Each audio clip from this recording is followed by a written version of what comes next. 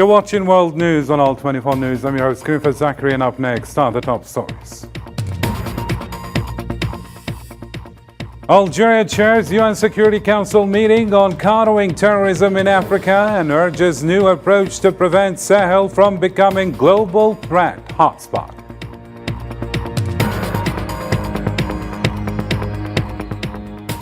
Zionist escalation in the West Bank causes 9 martyrs in Jenin bombing, medical staff injured in hospital assault, and settlers attack vehicles east of Qalqiliyah and Beltlahem.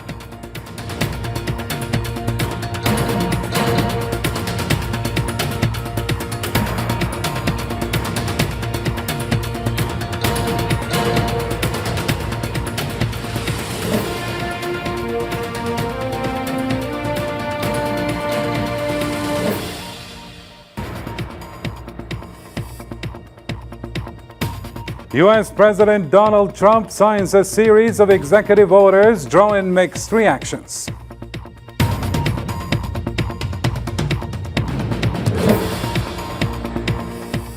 And 11 dead, 32 injured in fire at Turkish ski resort. Algerian President Abdelmadjid Tebboune expresses condolences and solidarity. This and more shortly.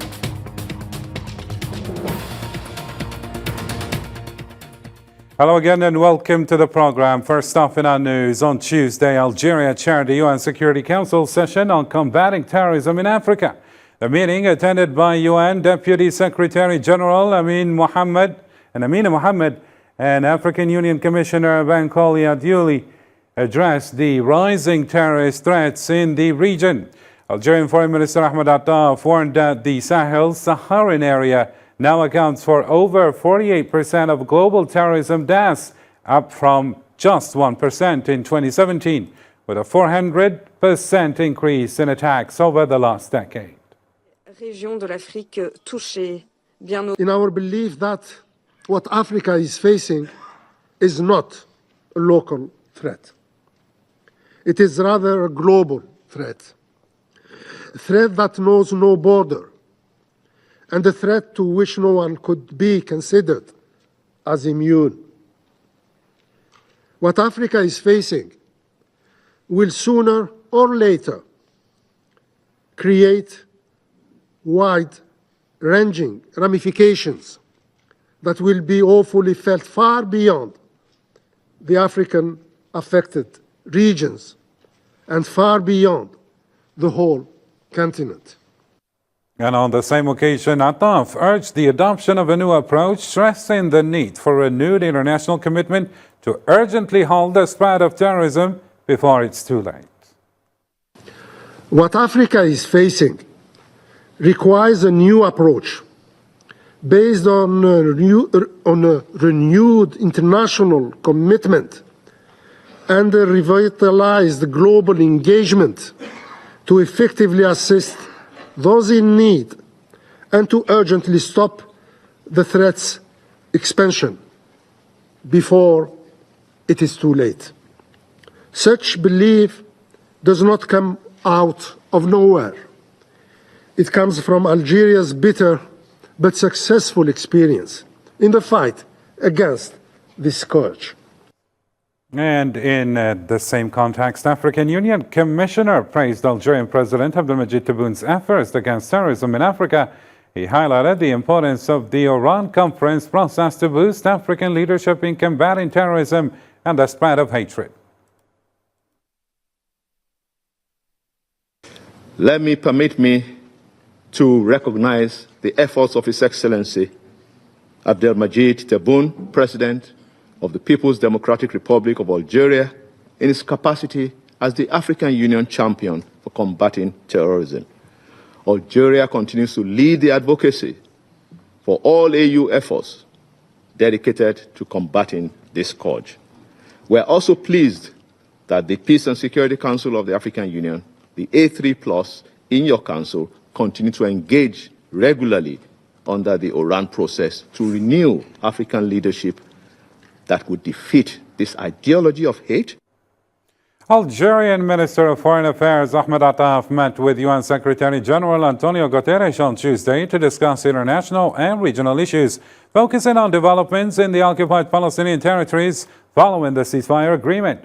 The talks, held on the sidelines of Algeria's presidency of the UN Security Council, covered joint efforts to uphold the UN Charter's principles and promote global peace and development in line with Algeria's Security Council priorities.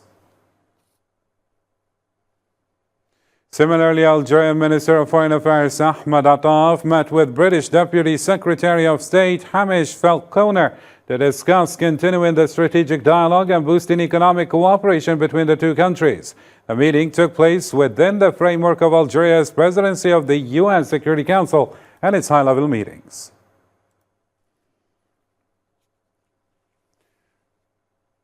Two other topical developments now. Zionist occupation forces launched a major land and air assault on Jenin on Tuesday, besieging the city and its camp.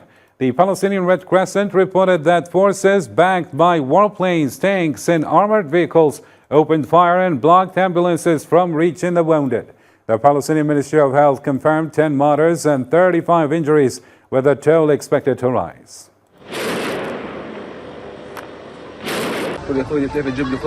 He told me, "I'm tired, can you get bread?" I said I don't know if I will be able to, because I parked my car in the market to secure it there, and I will walk home. So if I get the chance, I will get it for you. Then I tried to call him to tell him I will bring bread, but he did not answer. Turns out he was martyred already. Seems he wanted to get some and was martyred. He went to get bread from the shop nearby. He was shot by a sniper in Ganem area. Meanwhile, the director of Jenin Governmental Hospital confirmed that several doctors and nurses were injured by occupation forces' gunfire during their assault on the city. The forces stormed the hospital, opening fire and beating medical staff, injuring personnel in the emergency department. Ambulances and paramedics transporting the martyrs and wounded were also targeted.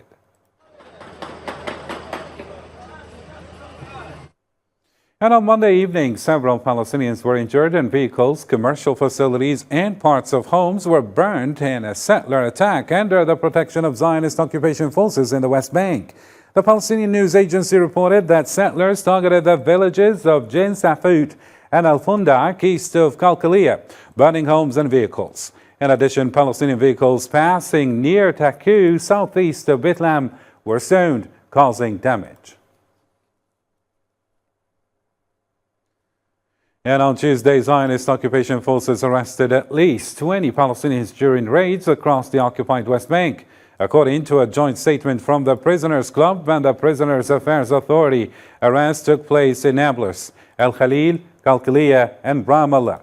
The campaign involved field investigations, abuse, attacks, threats against detainees and their families, and the destruction of homes and property.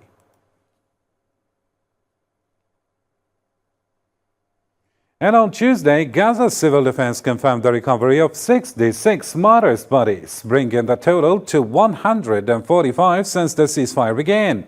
58 martyrs were recovered in Rafah and 8 in northern Gaza.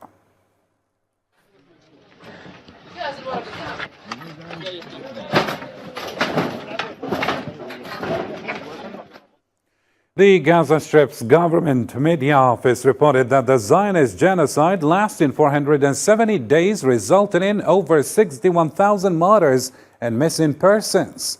The occupation committed 10,100 massacres, wiping out 2,092 Palestinian families and killing 38,495 children. New massacres in Gaza left 72 martyrs, with 8 bodies recovered within just 24 hours. The Palestinian Ministry of Health updated the death toll to 47,107, with over 111,000 injured, while many victims remain trapped under rubble. Since the ceasefire began on Sunday, many displaced Palestinians returned to find their homes destroyed. While aid is arriving, the needs are immense after 15 months of war. Here's Salman Asib with the details.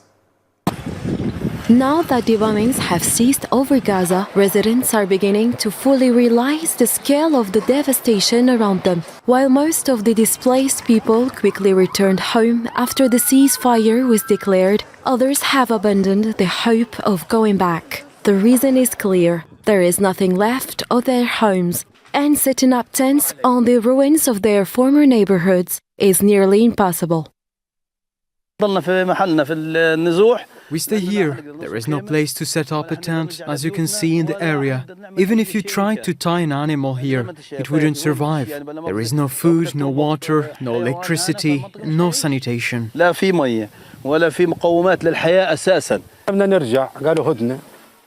wanted to return to set up a tent during the ceasefire. As you can see, it has become a ghost town. There is no water, there is nothing. There isn't even a flat piece of land where we can rest. Since October 7th, the northern part of the Gaza Strip, including the Jabalia camp, has been subjected to relentless attacks by the Zionist forces. The area has been emptied of all Palestinian life, and the evacuation orders have forced residents to flee. According to Naji Sarhan, Undersecretary of the Ministry of Public Works in Gaza, the return of displaced residents poses a significant challenge. Northern Gaza as disaster-stricken area, lacking all basic necessities of life. The return of displaced residents poses a significant challenges and a shock to the people of northern Gaza due to the indescribable devastation. We call the United Nations and the international community, and especially United States of America, to take responsibility and stop this brutal war. At this level of destruction, the UN estimates it will take at least 5 years to clear the rubble and many more to rebuild, as it requires both vast resources and a political solution. Meanwhile, Islamic Jihad has committed to the ceasefire by releasing detainees under the first phase of the truce. Hamas will also release 4 female prisoners next Saturday in exchange for the second batch of Palestinian detainees, as per the ceasefire terms.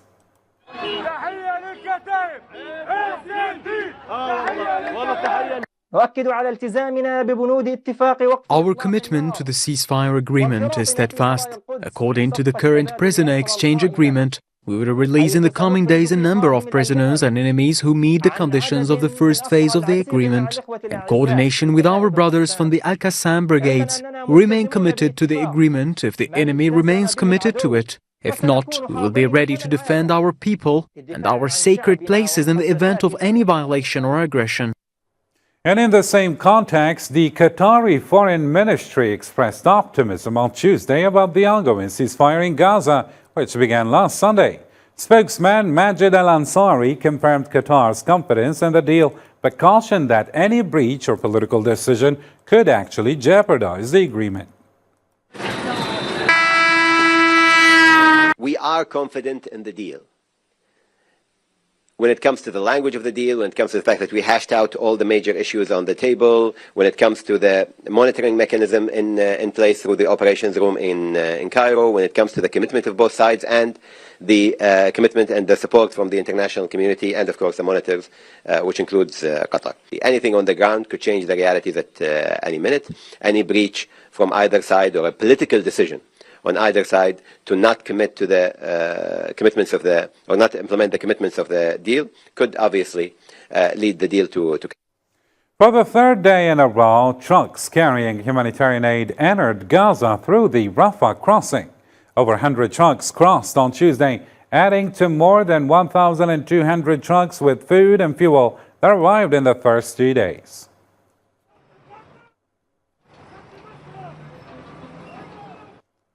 Meanwhile, Hamas confirmed that Gaza has entered a new phase focused on reconstruction and recovery from the Zionist aggression.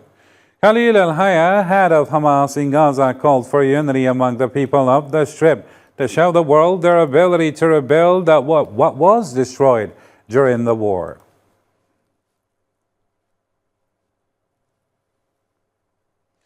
Slovenian Foreign Minister praised Algeria's role in the Security Council in highlighting Palestinian suffering. She affirmed Slovenia's support for Algeria's vision, calling for lasting peace and the establishment of a Palestinian state. We need leadership for peace and for people. I commend the work of the Algerian presidency, and it's also the reason why I'm here, because the first ministerial debate on the situation in Gaza is extremely timely and very important one, because we speak the same language. We want to see the ceasefire, we want to see the end of suffering of civilians, the further exchange of hostages and political prisoners, the humanitarian assistance, and also the truce and permanent ceasefire in Gaza and in the Middle East.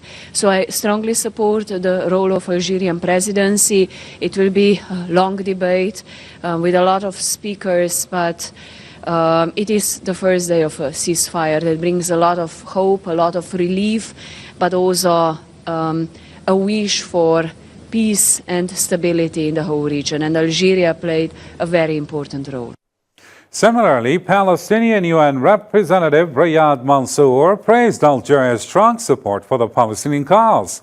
He also announced a key international meeting in June on the International Court of Justice's ruling on the occupation, with Algeria playing a leading role.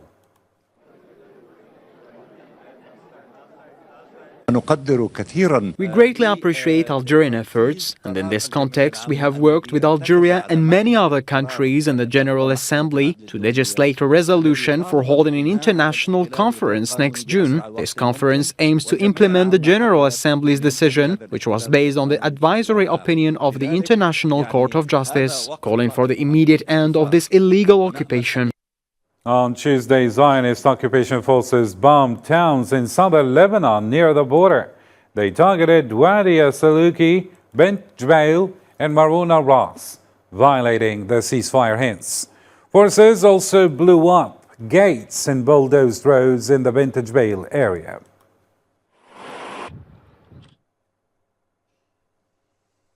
In a similar context, Doctors Without Borders confirmed that over 115,000 displaced Lebanese are unable to return home due to the ongoing violations of the ceasefire by the Zionist occupation. Since the ceasefire began on November 27th, at least 27 people have been killed in raids. Humanitarian needs remain high, particularly in the south, Nabatea, Baalbek, Hermel, and southern Beirut.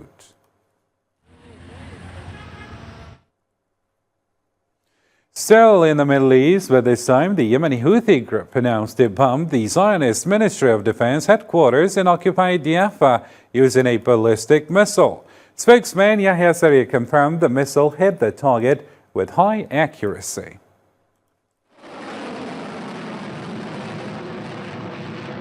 The missile force of the Yemeni armed forces, with the help of Almighty Allah, carried out a significant military operation, targeting the so-called Ministry of Defense of the Israeli enemy in the occupied city of Jaffa, using a Dul-Faqar ballistic missile. The missile reached its target with high accuracy by grace of Allah, and the interception systems failed to confront it. And this is just in. Spanish citizen Navarro Canada Joaquim, kidnapped on January 14, 2025, near the Algeria-Mali border, has been freed and arrived safely in Algeria. The National Popular Army confirmed he is in good health. He was flown from Tin Zalatin to Bufarik Air Base, where he will be handed over to Spanish authorities.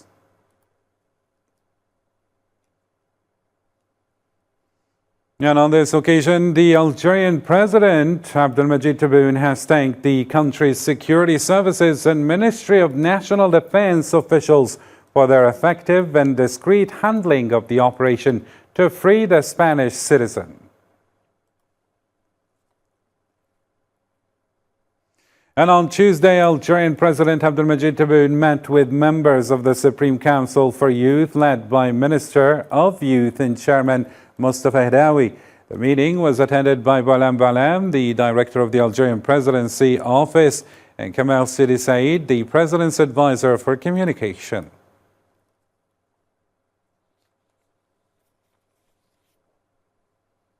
Moving on, but still with the president activities, but this time related to the Turkish incident when the Turkish Interior Ministry confirmed that 11 people were killed and 32 injured in a fire at a ski resort in northwest Turkey. Hence, the Algerian President of the Republic, Abdelmajid Tebboune, extended his condolences to Turkish President Recep Tayyip Erdogan, expressing solidarity with the victims' families and wishing a swift recovery to the injured. And another development in economy, Algeria, Tunisia, Italy, Austria and Germany signed a joint declaration on the Southern Hydrogen Corridor project in Rome, aiming to link Algeria's hydrogen production to the EU. The agreement focuses on enhancing cooperation, developing skills and attracting investment for renewable energy. Algeria's Energy Minister Mohamed Arqab emphasized Algeria's goal to become a green hydrogen hub for Europe, boosting energy integration and reducing emissions. The project will involve regular meetings to ensure progress and foster investment and expertise exchange.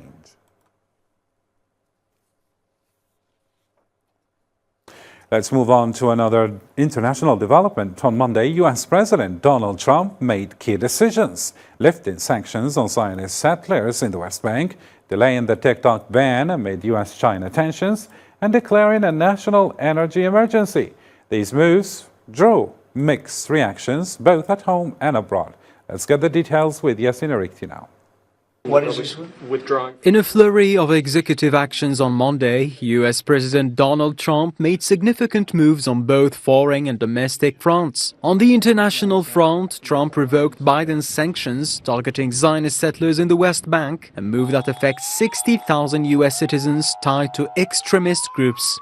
Critics, especially Palestinians and many in the Middle East, see this as a slap in the face of Palestinian rights, adding fuel to the fire of regional tensions.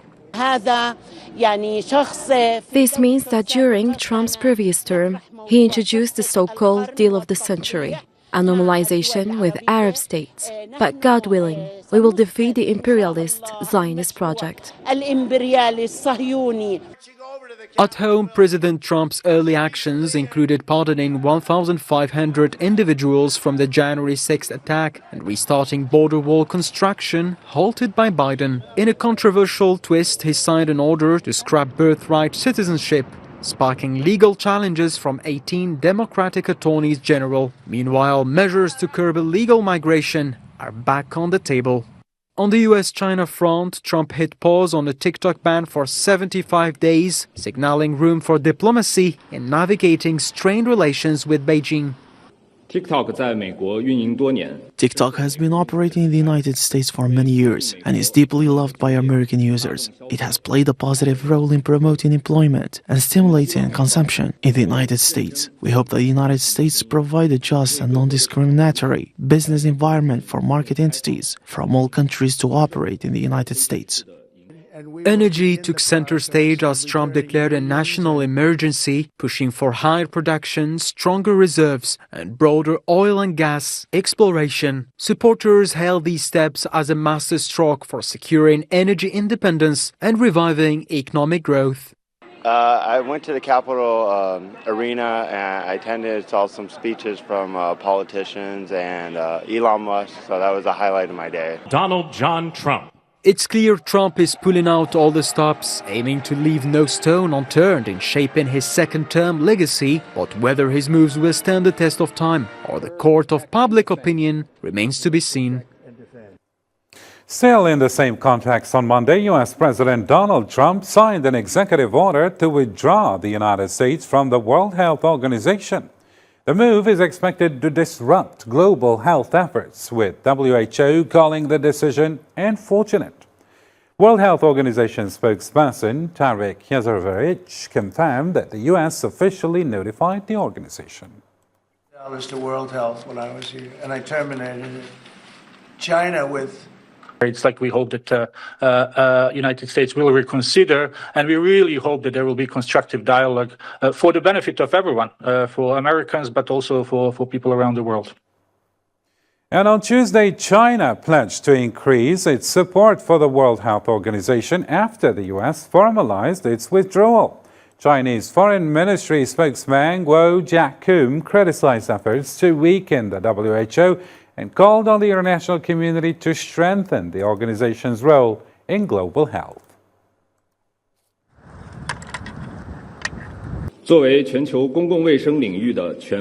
As an authoritative and professional international organization in the field of global public health, the World Health Organization plays a central and coordinating role in global health governance. The role of the World Health Organization should not only be strengthened, not weakened. China will, as always, support the World Health Organization in fulfilling its duties, deepening international public health cooperation, strengthening global health governance, and promoting the building of a human health community.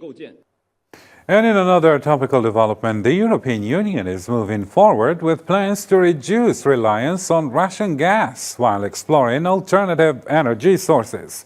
EU Commission spokesperson Anna-Kaisa Etkanen confirmed that a new plan will be adopted by mid-March to improve energy security, diversify sources, and maintain gas flow from Russia to EU countries.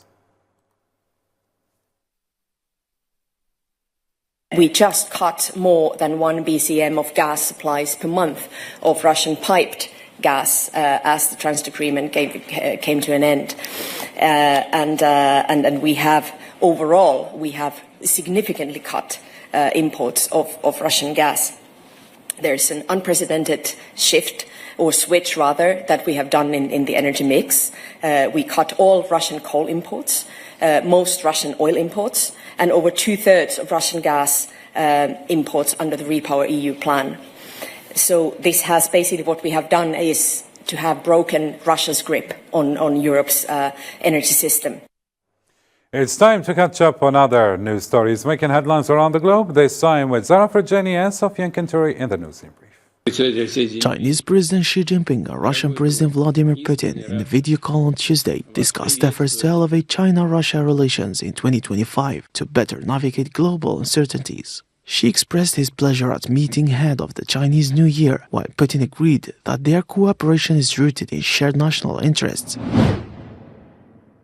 South Korean President Yoon Suk-yeol denied ordering military commanders to remove lawmakers from parliament during his brief attempt to impose martial law. He told the Constitutional Court that he never intended to disable parliament, knowing it would lead to an indefensible crisis.